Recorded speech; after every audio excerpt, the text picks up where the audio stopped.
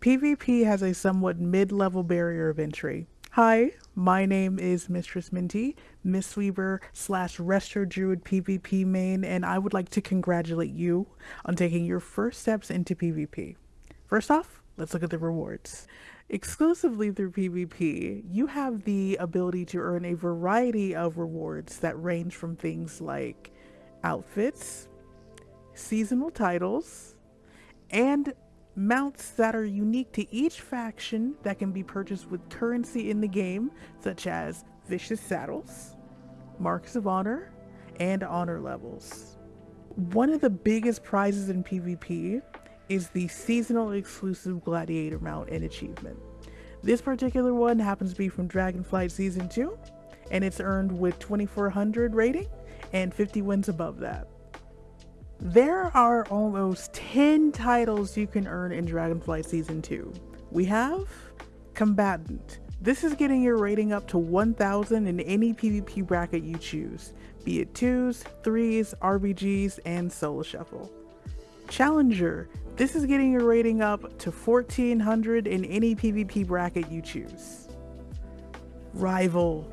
This is getting your rating up to 1800 in any rated PvP bracket you choose. This will also net you an exclusive elite set for your class. Duelist. This is getting your rating up to 2100 in any PvP bracket you choose. Elites. This is a title that you get that is class specific at 2400. So for example, Elite Paladin, Elite Hunter, Elite Shaman. Gladiator. This is getting 2400 in the 3s bracket and winning 50 games at or above that rating.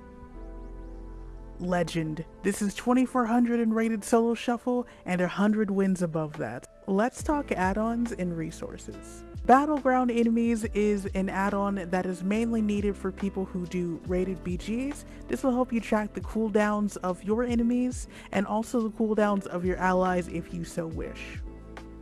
Omnibar. This is another much needed add-on because it helps you track enemy cooldowns like big damage and interrupts. At almost 13 million downloads, Big Debuffs is yet another imperative add-on for PvP.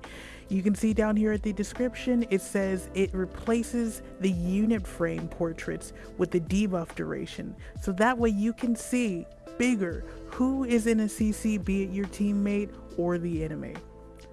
PvP has a robust language and a robust system to go along with it, meaning that we have words like crowd control, diminishing returns, and other things like that that really define the game. So diminishing return means that basically you cannot cast the same CC on someone 2 times in a row back to back and get the entire full duration. So let's say I cyclone someone on my Resto Druid. I cannot cyclone them again for an allotted amount of time. Until that is over, I cannot get the full duration of my CC. Here we're on a page that gives you the directory of all the lingo that we use in PvP, as well as all the diminishing returns. And lastly, check PvP. This is the site that you can use to check everyone's rating, either past or present. You can also check their achievements earned on that account. So let's look me up, for instance. You can see everything on this character that I've ever earned, really just account wide. You can see all my achievement points and my win-loss ratios in all brackets. See this? See this? Also, you can see my highest achievements earned, and it says my highest achievement earned was Duelist Season 3 of Shadowlands. You can basically see everything like my talent build and all that, and you can even see my alts, which is another good reason why we love this site. You can see my alts in their PvP experience as well. Also, going up here to the rankings, you can also see where you lay in the rankings. Let's go to Mistweaver. You can make it as specific as server and faction. And when you had Shadowlands, you can make it as specific as Covenant. Here we have Wormrest Accord, Mistweavers. I am in the top 10, which is really cool.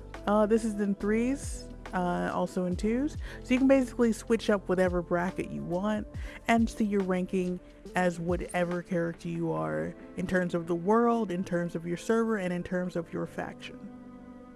Moving right along here, we get to the group finder. You go down to the PvP tab under it. Here you will find your unranked PvP modes, including arena skirmishes and brawl, which interchanges every week and is usually really fun.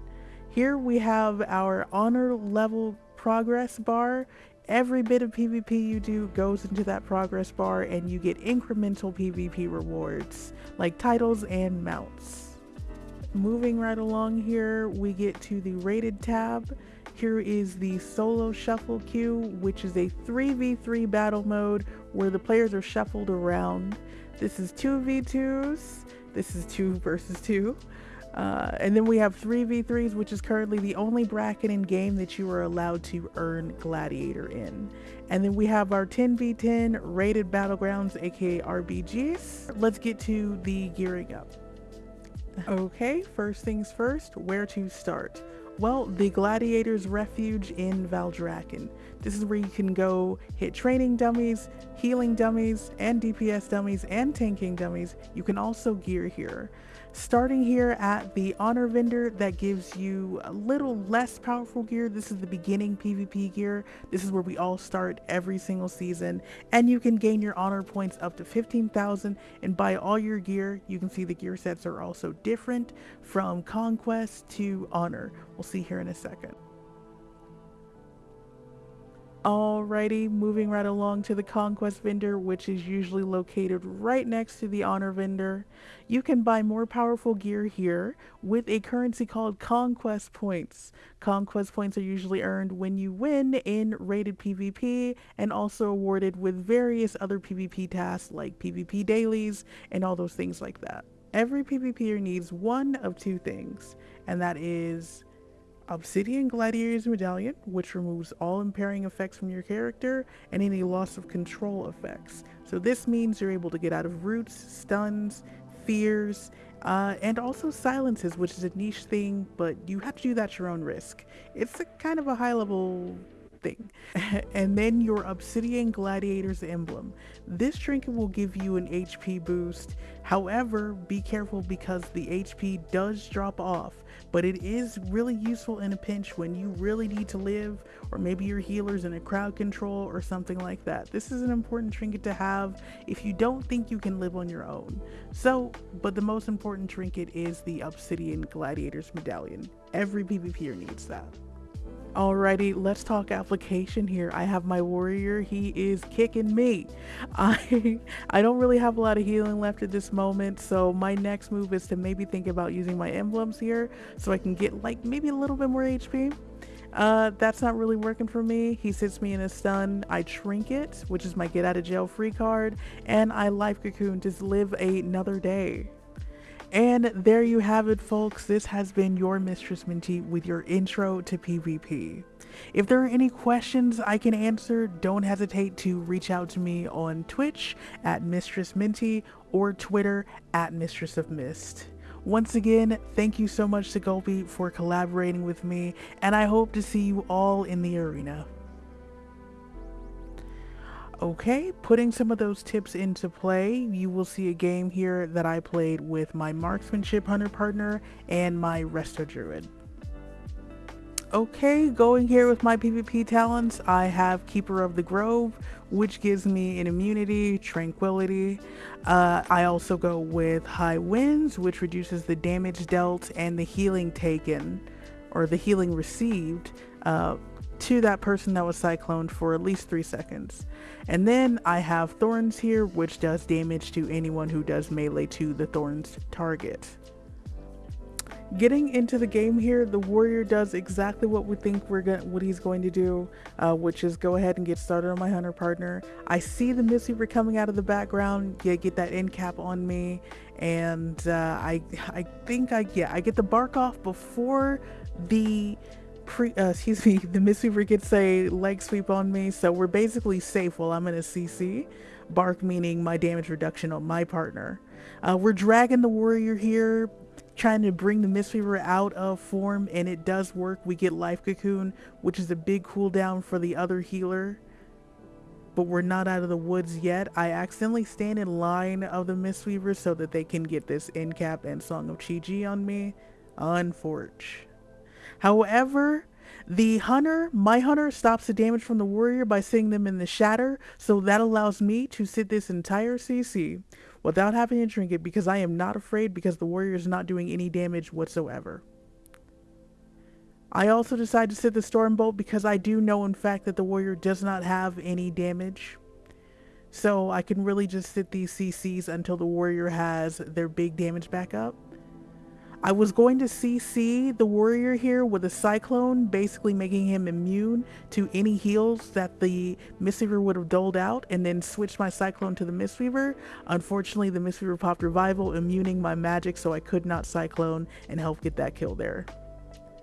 They take another chance on me here with a leg sweep. I decide to trinket that instantly because I saw that the warrior now is getting their damage back up, they're ramping back up, and if I sit that entire CC, I'm probably gonna die.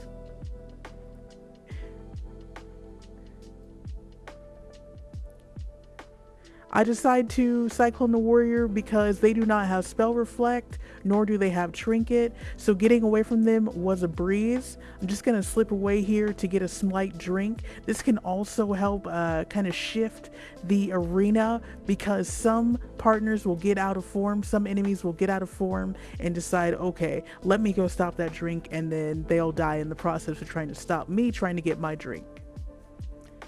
The warrior is now light years away from their Mistweaver partner, and they also decide to disarm. You can see in the debuffs there that they disarmed my partner. However, I'm going to go over here and Cyclone the Mistweaver.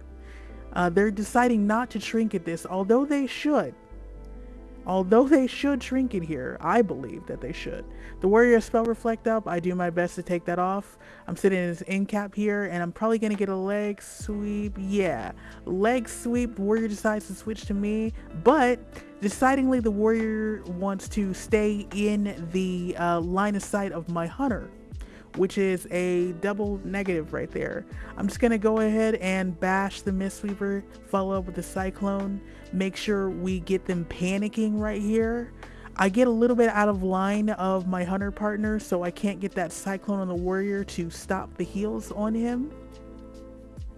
However, we do end up recovering with another retaliation go coming up here. The Mistweaver decides to end-cap me. I don't really know what they're coming up to do next, maybe with the Song of Chi-Ji, but they sit that scatter and they have to sit this full Cyclone that I give them because they've trinketed something else prior. This is again why trinkets are important, and you have to know when to use them. The warrior has to sit a full entire Cyclone. The Mistweaver cannot get any heals to the warrior. This is exactly what we want. The Mistweaver does not have Cocoon up. However, the Mistweaver decides to pop Yu'lon, I believe, here. But they didn't account for my hunter partner coming around the back with a trap.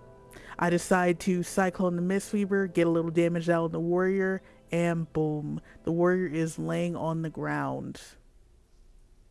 And that is a regular 1900 game.